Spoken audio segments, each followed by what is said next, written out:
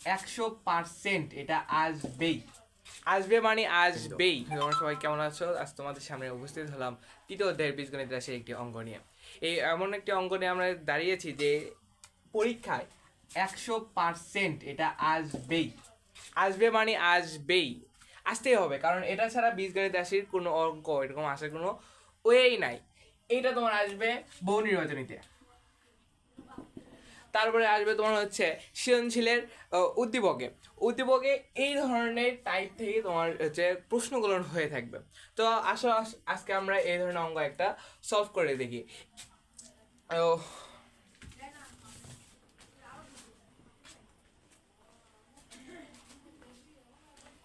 তোমরা এখানে দেখতে পাচ্ছ এক্স এর মান দেওয়া আছে, এক্স ইকুয়াল এখানে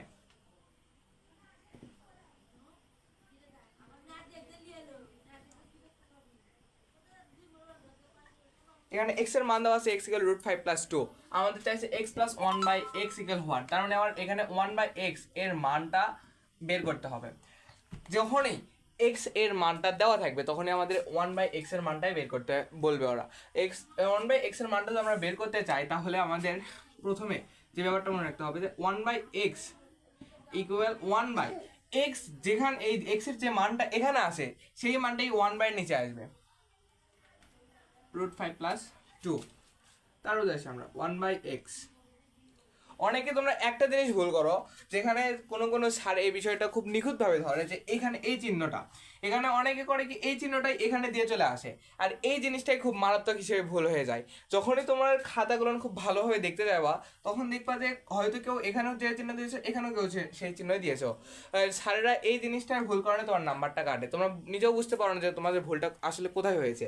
সো এই দিকটা তোমাকে খুব ভালোভাবে খেয়াল রাখতে আমাদের 1/x এর মানই নির্ণয় করতে হবে। তো 1/x এর এটা এখান থেকে আমাদের 1/x এর মানটা নির্ণয় করতে হবে। তো এখানে তো আমরা দেখি এখানে নিচে যেটা থাকবে √5 + √2, √5 + 2 আছে, তাহলে এর বিপরীত চিহ্ন অর্থাৎ √5 - 2 দ্বারা আমরা উপর নিচে গুণ করব। এটা আমাদের মুখস্থ, যে কোনো অঙ্গই আসুক x + 1/x এর মান নির্ণয় করতে বা x এর মান দেওয়া আছে 1/x এর মানটা আমাদের নির্ণয় করতে হবে। তো আমাদের এই জায়গাতে এসে আমাদের এই বিপরীত চিহ্ন দ্বারা উপর নিচে গুণ করেই দিতে হবে।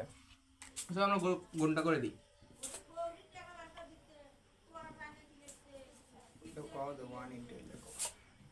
√5 + 2 √5 - 2, এটা আমরা গুণ করে দিলাম। গুণ করে দেওয়ার পর দেখা যাচ্ছে আবার আমরা এটাও 1 এর সাথে গুণ করলে √5 - 2 আসে।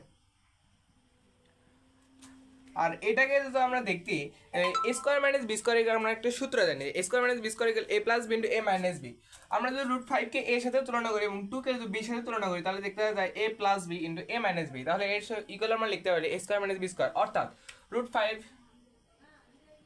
Whole square - 2 whole square, √5 - 2 whole √5 whole square - 2 whole square, অতএব বা 1/x ইকুয়াল √5 - 2 over 5 - 4 বা 1/x equal √5 - 2 1 বা √5 - 2।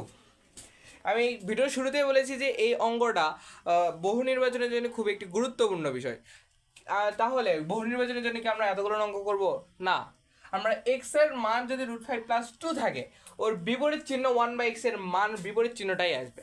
আমরা কি পেয়েছি x ইকুয়াল √5 + 2 1/x √5 - 2। তুমি যে কোনো অঙ্কই দেখবা, যতগুলো অঙ্ক তুমি এরকম সলিউশন করবা x এর মান যদি √5 + 2 থাকে 1/x এর মান √5 - 2 আসবে, ওর বিপরীত চিহ্নটাই আসবে। সুতরাং আমরা পরীক্ষা এরকম বহু নির্বাচনের ক্ষেত্রে পাই, এতগুলো অঙ্ক করে আমার টাইম ওয়েস্ট করার কোনো দরকার নাই। ওর বিপরীত চিহ্ন দিয়ে আমরা 1/x করে নেব। তাহলে x এর মান পেয়েছি, আমরা 1/x এর মানও পেয়েছি, তাহলে আমরা এই রাশির জন্য মান বসিয়ে দিই, তাহলে আমার অ্যান্সারটা হয়ে যায়। অতএব